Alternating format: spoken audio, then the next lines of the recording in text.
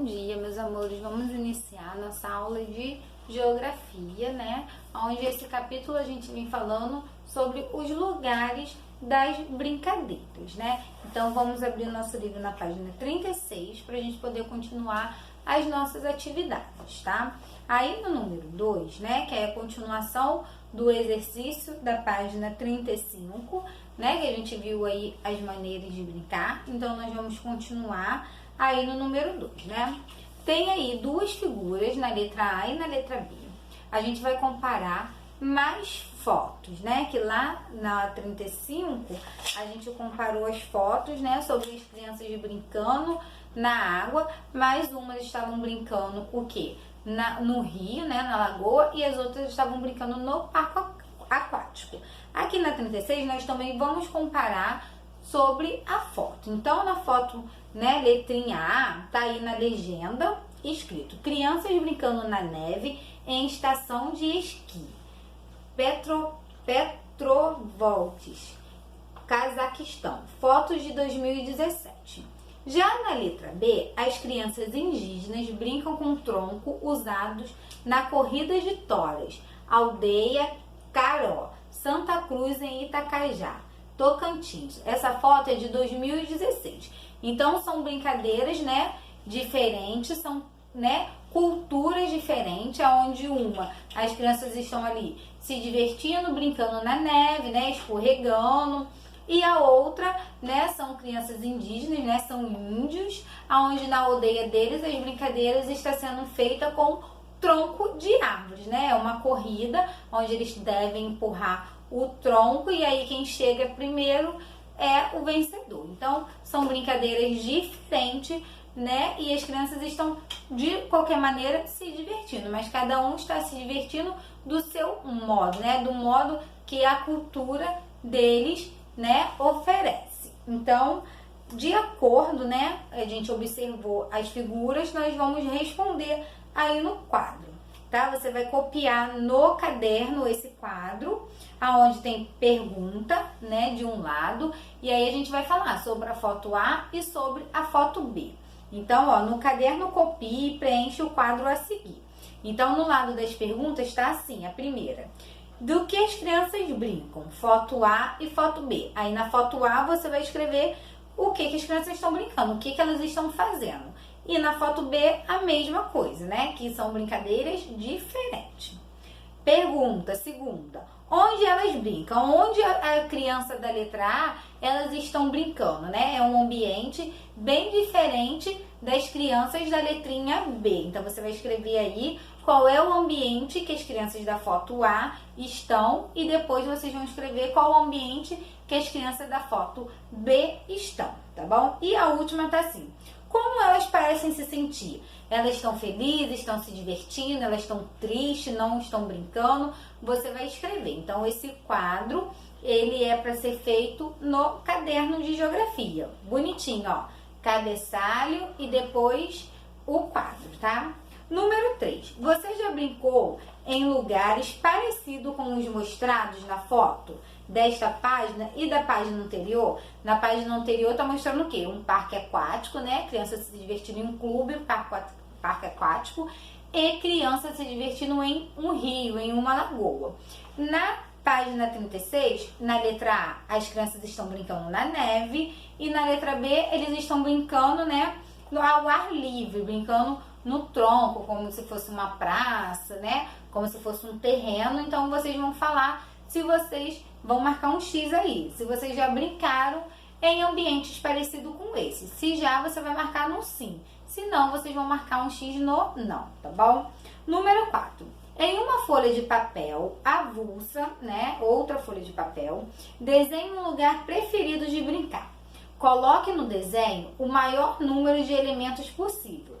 Depois mostra o desenho, né? Só que aí, no caso, você vai guardar atividades para quando a gente voltar para nossa sala de aula, vocês mostrarem o que você desenhou. Então, vocês vão desenhar e colocar dentro do caderninho de geografia, tá bom? Então, você vai desenhar qual é o lugar preferido. Se você gosta de ir na praça, se você gosta de brincar no quintal, se você gosta de brincar na rua, tá? Então, você vai desenhar e aí você vai desenhar o elemento, né, que tem na praça, por um exemplo, tem os brinquedos, tem árvore, né? Então você vai desenhar o que a gente encontra nesse lugar que você gosta de brincar. Na página 37, vem falando, né, sobre a distância, se está perto, se está longe, se está do lado ou se está entre, né? Se está no meio. Então vamos lá. Ó. Para analisar uma imagem, você já aprendeu a reconhecer a posição de um elemento em relação aos demais utilizando noções como esquerda e direita, em frente, atrás, dentro, fora, em cima e embaixo. Agora você aprenderá mais 4 noções, né? Que é perto e longe, ao lado e entre, né? Entre é quando está o quê? No meio. Então, as noções relativas à distância de um elemento em relação ao outro, quanto menor a distância, mais perto. Então, né? Se a distância é pouca, então a gente diz que é perto. Se a distância é muita, a gente fala que é longe, tá? Então, longe estará do outro. Ao lado é uma expressão geralmente usada para identificar um elemento localizado imediatamente à esquerda ou à direita do outro elemento. Entre é o termo usado para identificar um elemento em meio a outros dois, e sendo um em frente e outro atrás, por exemplo. Então, a gente vai observar a pintura ao lado e em seguida vamos, né, aí responder essas questões. Então, eu vou falar para vocês, né? Eu estou perto ou estou longe do quadro? Ó, eu estou perto, né? Estou próximo, eu estou conseguindo tocar, eu estou perto do quadro. Aí eu andei um pouquinho, não estou conseguindo mais pegar o quadro. Então, isso significa que eu estou o quê?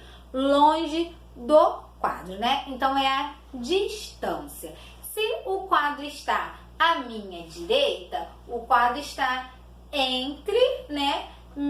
Tá entre, está no meio. Então, se está na esquerda ou se está na direita, significa que está entre, está no meio, né? Então, toda vez que alguma coisa está no meio, a gente diz que ele está entre, né? E perto e longe é a distância, né? Quanto mais distante, né? E quanto mais perto. Então, é a distância. Aí, vamos observar essa pintura na página 37, né? Onde são crianças brincando na rua e tem algumas casas aí. Aí a gente vai falar na letrinha A. A casa amarela está mais perto de qual casa, né? Ela está próxima de que casa aí, né? Da azul, da laranja, da branca, da vermelha.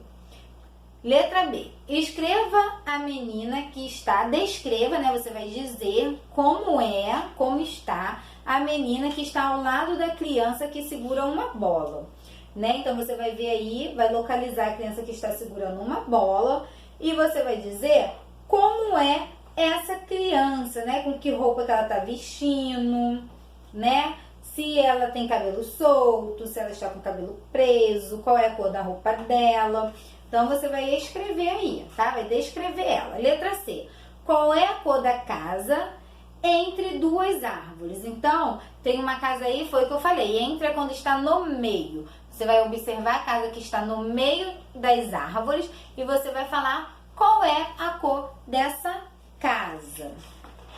Na página 38, né, vem falando sobre a maquete, né? Eu lembro que a gente fez uma maquete sobre o mangue, né? Lá no comecinho do ano.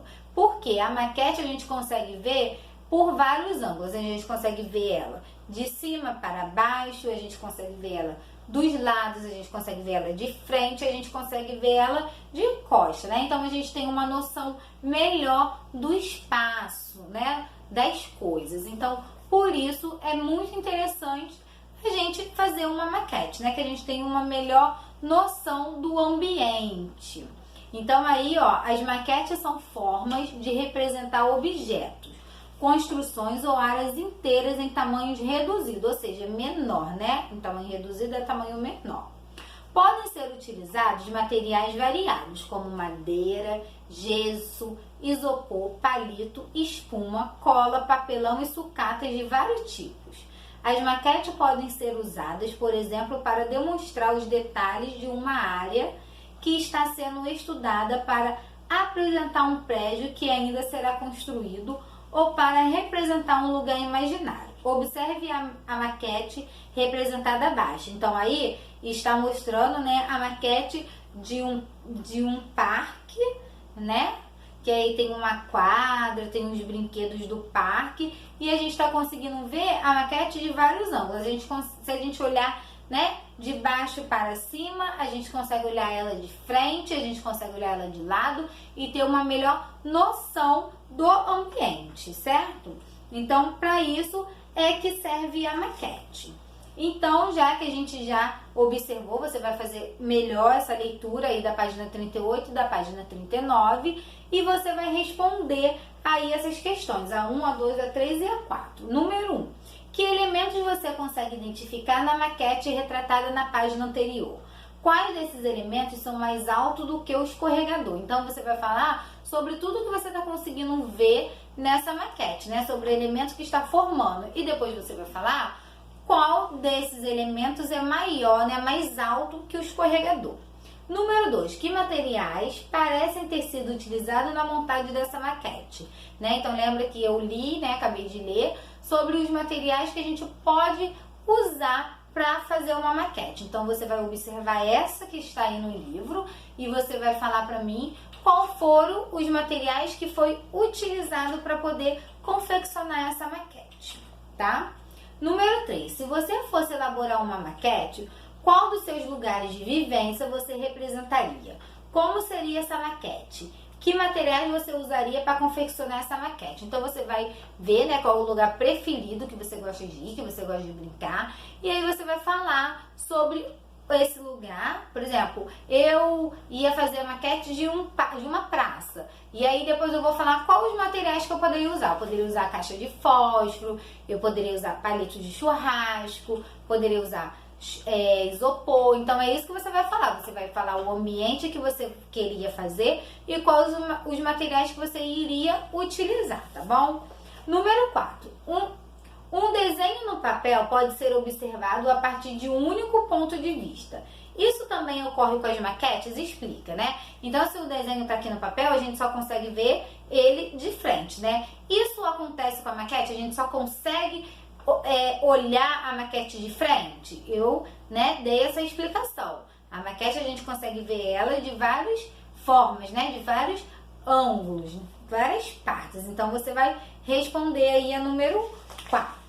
Agora nós vamos para a página 40, aonde a gente vai ler esse texto e depois nós vamos comparar a foto e fazer o exercício. Então vamos lá.